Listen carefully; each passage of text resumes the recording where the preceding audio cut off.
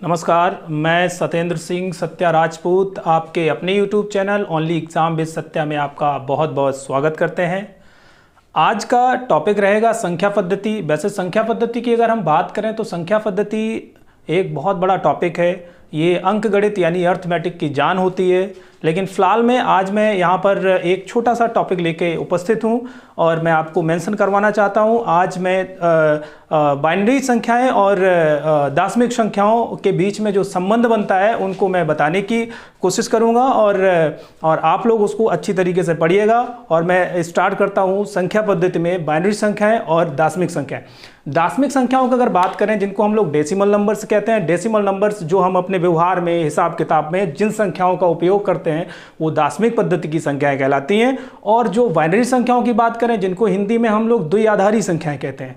द्विआधारी संख्याओं का मतलब जो कंप्यूटर भाषा होती है, कंप्यूटर जिन कोड्स को एक्सेप्ट करता है वो बाइनरी संख्या के अंतर्गत एक्सेप्ट करता है। हम अपने कोड्स को इनपुट कराते हैं, बाद में कंप्यूटर चेंज करके उसको बाइनरी संख्या में एक्सेप्ट करता है। तो आइए हम लोग जानते हैं। सबसे पहले यहाँ पर संख्या पद्धति के अंतर्गत, संख्या पद्धति के अंतर्गत इसको अंग्रेजी में हम लोग नंबर सिस्टम भी कहते हैं, नंबर सिस्टम।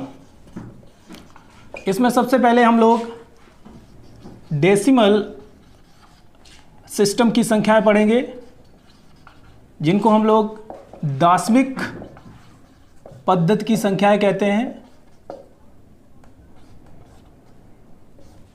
और दूसरी पढ़ेंगे हम लोग बाइनरी नंबर की संख्याएं, बाइनरी सिस्टम, जिसको हम लोग कहते हैं द्विआधारी पद्धति। सीधा सा मतलब होता है कि जो दशमिक पद्धति संख्या होती है, इनका जो आधार होता है वो 10 होता है और जो द्विआधारी संख्याओं का आधार होता है वो 2 होता है।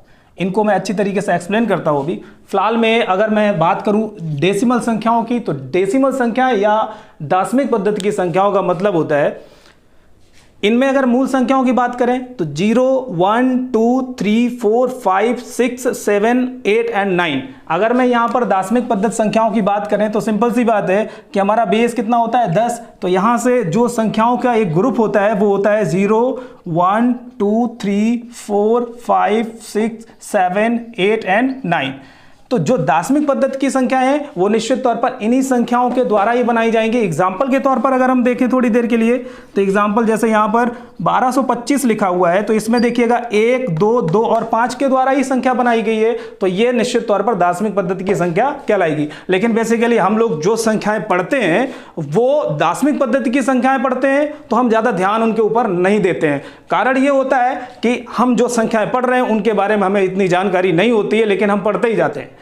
लेकिन अगर सही मायने में इनके लिखने का एक सही तरीका होता है, वो ये होता है कि 1225 जो लिखा हुआ है ये बेस 10 लिखा जाता है। बेस 10 का मतलब है कि ये दशमिक पद्धति की संख्या होती है और दशमिक पद्धति की संख्या हमेशा 10 के आधार पर लिखी जाती है। अगर मैं इसको चेंज करना चाहें, यहाँ पर 1225 बेस 8 लिख दें तो ये ऑक्टल सिस्टम की संख्या बन जाएगी और इसमें बहुत बड़ा फर्क हो जाएगा। लेकिन फिलहाल में अगर हम दशमिक पद्धति की संख्या पढ़ रहे हैं तो दशमिक पद्धति की संख्या का मतलब बेस 10 होता है। तो अभी हम इसको हटा देते हैं, अभी मैं केवल बाइनरी और डेसिमल संख्याएं दोनों पढ़ते हैं, ठीक है। इसके बाद आगे देखते हैं हम लोग।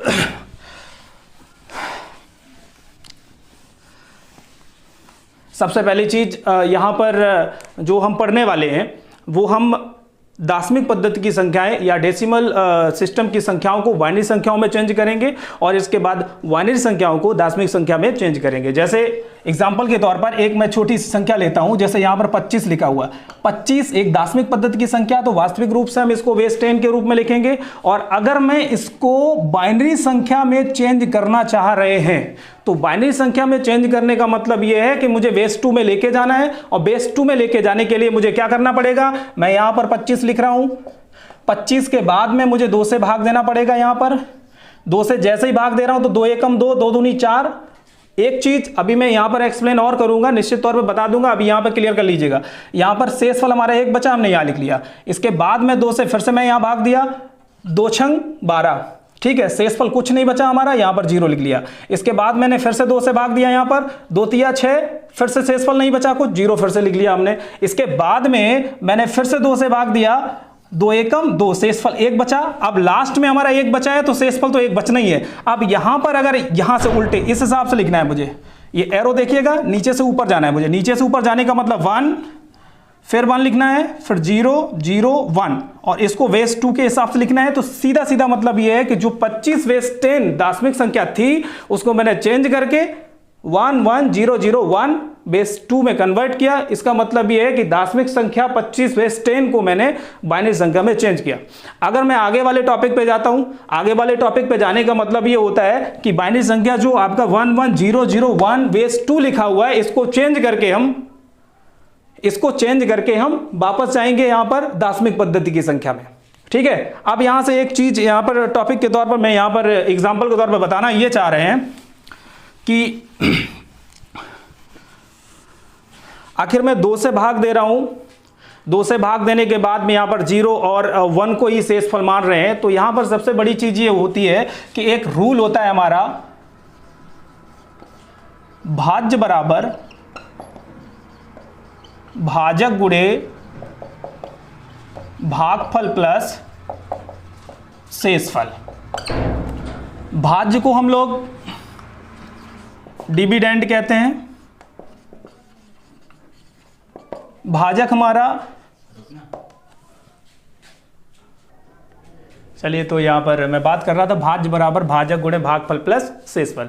यहां पर सबसे बड़ी बात यह थी कि भाज्य को जो छात्र अंग्रेजी मीडियम से हैं उनके लिए भी थोड़ा सा अंग्रेजी लिख देंगे तो ज़्यादा बढ़िया रहेगा। भाज्य को हम लोग डिविडेंड कह देंगे, भाजक को हम लोग डिविजर, या फिर इसको दूसरे हिसाब से हम लोग कह देंगे डिनोमिनेटर, ये भी कह सकते हैं। और इसको कहेंगे हम लोग क्विटेंट, और ये रहेगा जाके हमारा रिमाइंडर।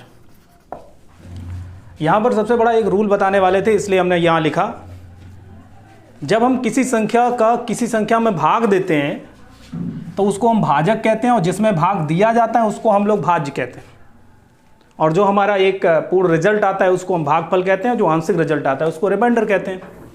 सबसे बड़ी चीज़ है, जब हम किसी संख्या का किसी संख्या में भाग देते हैं तो निश्चित तौर पर जो हमारा शेषफल होता है वो 0 भी होता है, 0 से बड़ा भी आता है, लेकिन कभी भी शेषफल हमारे भाजक के ना तो बराबर हो सकता है ना भी भाजक से बड़ा हो सकता है। तो वही चीज़ हम लिखने वाले हैं। निश्चित तौर पर हम लिखेंगे, रूल हमारा कह रहा है यहाँ पर यहाँ से कि 0 is less and equal to, 0 is less and equal to शेषफल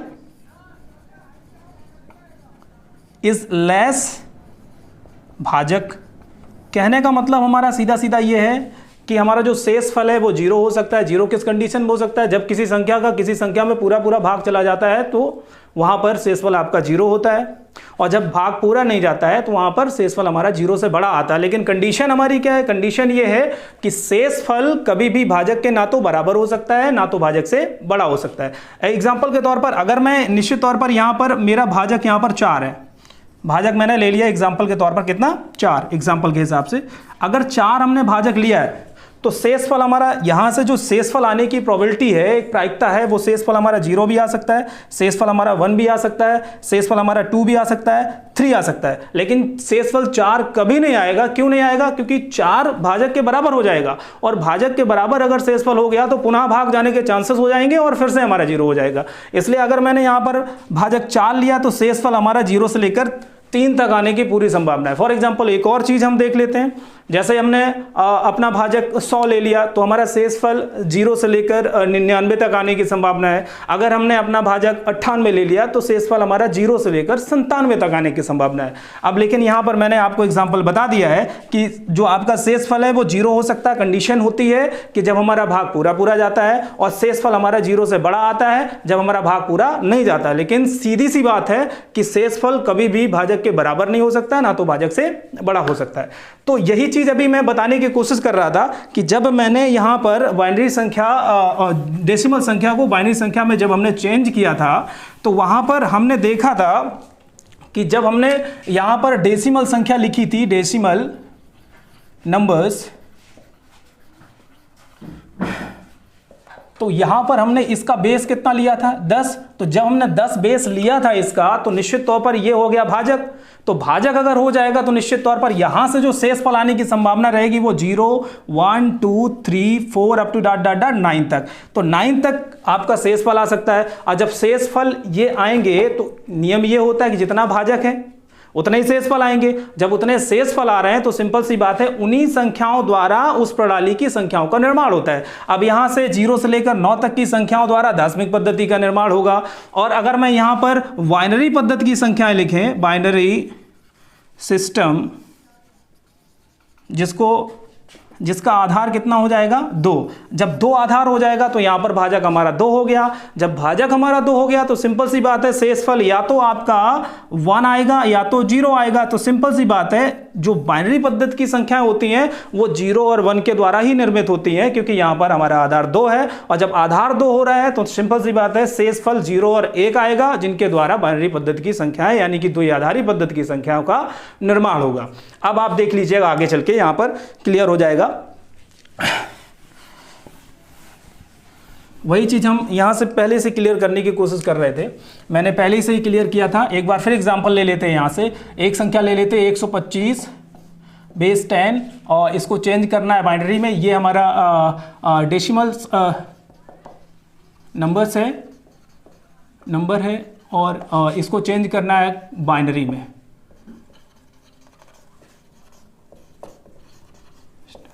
इसको चेंज करने के लिए मैं 125 में सीधे सीधे 2 से भाग देता हूं। 2 छंग 12, 2 दूनी 4, 1 बचा। यहाँ से 2 तिया 6, 2 एकम 2, 0 बचा। फिर से एक बार मैं भाग देने की कोशिश करता हूँ।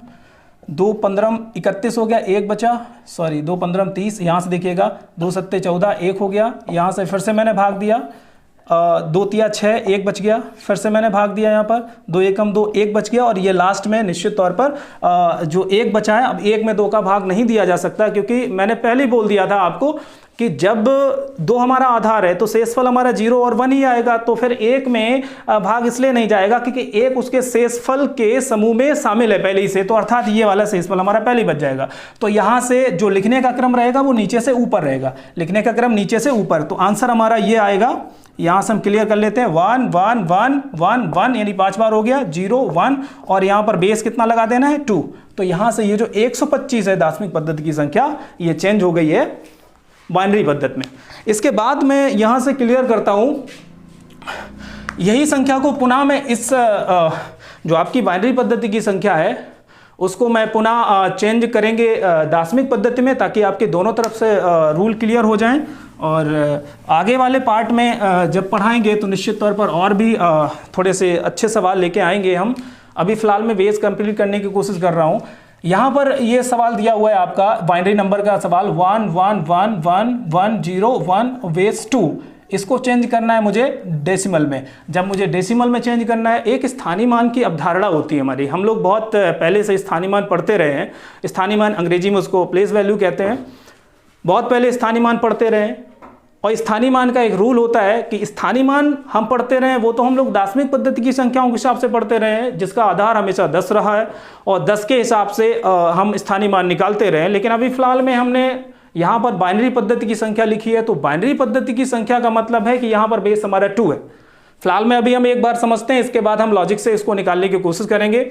सबसे पहली चीज, जैसे मान लीजिए यहाँ पर मैंने 1 लिखा हुआ है, लेकिन अगर यहाँ पर हमारी दार्शनिक पद्धति की संख्या होती तो हम मल्टीप्लाई बाई 10 टू पावर 0 करते, लेकिन यहाँ पर हमारा बेस कितना है 2। जब बेस 2 है तो 1 इंटू 2 टू पावर 0 यहाँ लिखेंगे हम। इसके बाद यहाँ पर देखना 0 लिखा है, 0 इंटू, पहले हम पूरा एक्सप्लेन कर लेते हैं, 0 1 2 3 4 5 6, बाद में लॉजिक लगा देंगे। ये पावर्स की हमने संख्या लिख दी है यहाँ पर, और यहाँ 0 इंटू 2 टू पावर 1। फिर अगले वाले में जाएंगे निश्चित तौर पर, यहाँ लिख देंगे 1 इंटू 2 टू पावर 2 और यहाँ लिख देंगे 1 इंटू 2 टू पावर 3। ये हम एक्सप्लेन कर रहे हैं, पहले मैं आपको समझ में आ जाए अच्छी तरीके से, इसके बाद में हम इसको लॉजिक से समझाएंगे। यहाँ से देखना है आपको 1 इंटू 2 टू पावर 4, फिर इसके बाद अगला आएगा 1 इंटू 2 टू पावर 5 और अगला दिया है 1 इंटू 2 टू पावर 6, ये दिया हुआ है। अब यहां से देखिएगा रूल क्या कहता है हमारा, एक रूल कहता है किसी भी संख्या यानी कि x की पावर 0 बराबर 1, यानी किसी भी संख्या की पावर 0 का मान हमेशा 1 होता है। किसी भी संख्या की पावर 0 का मान हमेशा 1 होता है। अब आप देख लीजिएगा, यहाँ पर 2 की पावर 0 1, 1 इंटू 1 1, देखिए ये पूरा 0 हो जाएगा, क्योंकि नियम होता है कि 0 का किसी संख्या में अगर मल्टीप्लाई हम करेंगे तो निश्चित तौर पर उसका मान 0 ही आना है। तो यहाँ पर लिख दिया हमने 0। ये 2 की पावर 2 4 एकम 4, ये देखिए 2 दूनी 4 दूनी 8, ये 2 की पावर 4 जो कितना हो गया 16, यहाँ हो गया 32 और ये हो गया आपका 64। अब इसको मुझे जोड़ देना है और जोड़ देंगे, जैसे ही हम जोड़ेंगे तो 32 64 यहां से हो जाएगा 96 और 96 16 8 4 और ये कितना हो गया 16 8 कितना हुआ 16 4 20 8 28 और 4 25 125। ये देखिए ये निश्चित तौर पर आपकी दार्शनिक पद्धति में चेंज होगी। अब देखिएगा यहां से, ये तो एक एक्सप्लेनेशन था। अब हम अगर एग्जाम की तैयारी कर रहे हैं तो निश्चित तौर पर मैंने पहले ही आपको बता दिया है कि जब हम एग्जाम की तैयारी कर रहे हैं तो एग्जाम में मुझे लंबे सवाल नहीं लगाने हैं, लेकिन एक बात से बिल्कुल डिनाई आप नहीं कर सकते हैं कि जब तक आपको सवाल समझ में नहीं आएगा, जब तक आपको कॉन्सेप्ट समझ में नहीं आएगा, तब तक आप लॉजिक के पीछे नहीं भाग सकते हैं। अगर लॉजिक के पीछे भागने की कोशिश की आपने तो यहां से मैं जिम्मेदारी के साथ कह सकता हूं कि लॉजिक के पीछे जो भागा है तो या तो उसने वो सवाल लगाए हैं वहां तक सीमित है, या तो लॉजिक पर आधारित सवाल है वहां तक सीमित है। लेकिन अगर आधुनिक परीक्षाएं जो है निश्चित तौर पर ऐसे सवाल बिल्कुल नहीं दे रही हैं, वो सवाल को 2-2 3-3 सवाल को जोड़ दे रही हैं, तो ऐसे सवालों में निश्चित तौर पर जब तक अपना दिमाग नहीं हम चलाएंगे तब तक हम सवाल नहीं लगा सकते हैं। इसलिए ये सवाल मैंने एक्सप्लेनेशन से बता दिया, इसको अच्छे तरीके से समझना है। आप इसी सवाल को बाय लॉजिक कैसे लगाएंगे, थोड़ा सा कॉमन सेंस के हिसाब से चलना है मुझे इसी को। अब देखना ध्यान से, इधर देखना है, यहां से देखिएगा 0 है, 2 की पावर यहां पर कितना हो जाएगा 0, तो ये तो 1 हो जाएगा सीधा। यहां पे हो जाएगा 1 1 दूना 2, 2 दूनी 4, दूनी 8, दूनी 16, दूनी 32, दूना 64, ऐसे करते चलेंगे। ये देखिए 0 ये अपने आप कैंसिल हो जाएगा, ये कैंसिल हो जाएगा, बाद बाकी सारे लोगों को जोड़ दीजिए 64 32 16 8 4 और 1, क्योंकि ये और इनका गुणा कराएंगे तो निश्चित तौर पर 0 ही हो जाना है। इनको आप जोड़ेंगे निश्चित तौर पर तो कितना हो जाएगा 125। 125 जैसे ही होता है और ये यहां पर आपका बेस 10 हो जाएगा और ये आपकी बन गई दार्शनिक पद्धति की संख्या। हमने आपको पहले ही बताया था कि दार्शनिक पद्धति की संख्या यानी कि डेसिमल नंबर और बाइनरी नंबर्स के बारे में हमको बताने वाले थे, और हमने आपको कहा था कि binary number change into decimal number और decimal change into binary number, दोनों को हमने बताया। और अगर मैं थोड़ा सा और अच्छी तरीके से सवाल को थोड़ा सा टफ करें तो टफ करने का नियम ये है, अब आप यहाँ से देख लीजिएगा। जैसे थोड़ी देर के लिए एक सवाल दिया हुआ है आपका 1101 और यहाँ पर 0.1 कर दिया हमने। अब ये जब हमने 0.1 कर दिया, सिंपल सी बात, यहाँ से एक सवाल लिख लेते हैं 0.1101, ऐसे हमने लिख लिया सवाल को बेस 2। ये दशमलव संख्या, बाइनरी वाली दशमलव संख्या दे रखी है, और जब बाइनरी दशमलव संख्या दे रखी है तो इसको और देखेंगे, यहाँ से देखना है आपको, इसको चेंज करना है मुझे डेसिमल नंबर में। सिंपल सी बात है, यहाँ पर मुझे -1, यहाँ से -2, यहाँ से -3, यहाँ से -4, ये पावर माइनस में जाएगी। दशमलव के बाद पावर अपने आप माइनस में हो जाती है, लेकिन हमारा यहाँ बेस कितना रहेगा 2। तो इसको बदलने के लिए हमें क्या करना है, जब दशमलव से पहले आते थे हम मल्टीप्लाई बाई 2 कर लेते थे, तो यहाँ पर क्या करना है, मुझे स्थानीय मान के हिसाब से जाना है। जैसे स्थानीय मान अगर निकालना है, यहाँ से देखना है, यहाँ से अगर जाना है तो 2 की पावर -1, तो इसका मतलब हो जाएगा 1/2।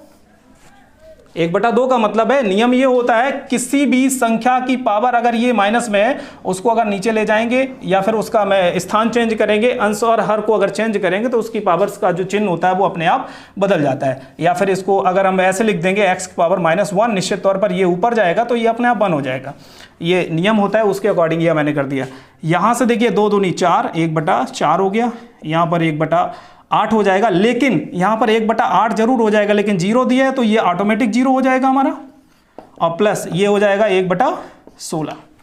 ठीक है, अब इसको मुझे जोड़ देना है। जोड़ देने का मतलब है सिंपल से सारे लोग जोड़ लेते हैं। यहाँ पर एलसीएम हम लिया 16 ले लिया, और ये हो गया 8, ये हो गया 4 और ये 1, ये हो गया 9/16। अब ये देखिए बेस 10 जरूर हो गया 9/16। अब ये डिपेंड ये करता है कि परीक्षा में प्रश्न पत्र में हमारा ऑप्शन कैसे दिया है। कभी कभी क्या होता है कि परीक्षा में हम लोग परीक्षा जब दे रहे होते हैं तो ऑप्शन कभी कभी पहले छोड़ देता है और हम लोग सवाल लगाते लगाते आगे निकल जाते हैं। तो वहाँ पर जब सवाल हम लगा के आगे निकल जाते हैं, फिर ऑप्शन चेक करते हैं तो हमको ये लगता है कि यार हमने गलत लगाया सवाल। लेकिन कभी कभी हमको सतर्क ये रहना है कि कभी हम पीछे रोक देते हैं। ध्यान से देखना इधर, मैं भाग दे रहा हूँ 9 में। यहाँ देखना है 0.16 पंचे 80, 16 छंग 96 और इसके बाद 10 बचा, 16 छंग 96 और 16 दूनी 32 और 16 पंचे 80। यहाँ पर निश्चित तौर पर ये आपका बन गया। तो ये निश्चित तौर पर अगर देखा जाए तो ये दशमलव वाली बाइनरी संख्याएं हैं, उनको अगर हम दार्शनिक पद्धति में चेंज करेंगे तो वो आपका आंसर ये आ गया। और आगे वाले पार्ट में हम और भी अच्छे सवाल लाने की कोशिश करेंगे।